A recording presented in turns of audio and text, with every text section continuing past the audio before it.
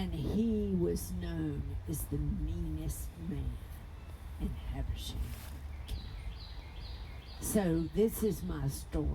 I've been in the ground for a number of years, and please forgive me. They made me wear this newfangled thing because my voice is just not strong. I haven't used it in a while. But I married him in 1814. In 1822, we moved from North Carolina to Georgia. And I divorced him in 1850.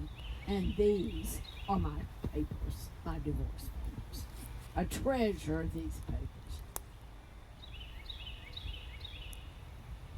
I don't know why I followed him to Georgia. There weren't many of us here in the Salty Valley then. And I think we were like the 23rd family. But we came to start a new life, and I thought it might be different. He built a house, and that house still stands today. But it's not called the Harshaw House. It's known as the Stovall House. You may have heard of it. He farmed the land. He had gold mines. He had about 20 slaves. But those slaves were just property. They weren't people, and they were not well treated. He was also a lawyer, and he practiced in Clarkesville. And sometimes he would go to Clarkesville, and he would stay overnight. Oh, bless Jesus. It was so wonderful when he would stay overnight, and we would have peace from his incessant meanness. I'll tell you how mean he was. We had slaves. I may have already said that. But the slaves, they weren't people to him. They were just property. And he would, on Saturday, he would go to town and he would take a wagon. And on the way to town, he might let the fellow ride in the wagon, but then on the way home, he would tie a rope around his waist and make him run behind the wagon to catch up. And if he fell, didn't matter. Wasn't a person.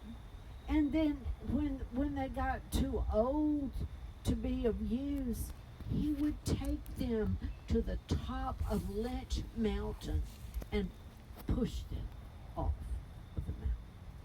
And the townspeople tried to help, but it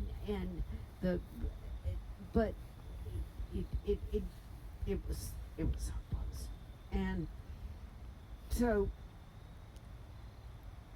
his reputation just got worse with time, and there were crooked land deals. He was accused of assault and battery, but he always avoided any persecution. But the final straw was when that child died. She was a slave child, and sickness would come to the community and to the compound, and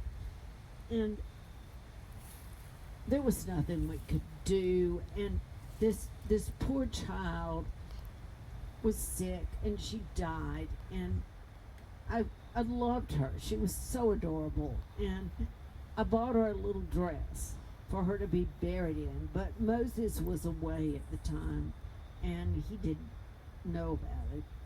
And when he came home, he was furious.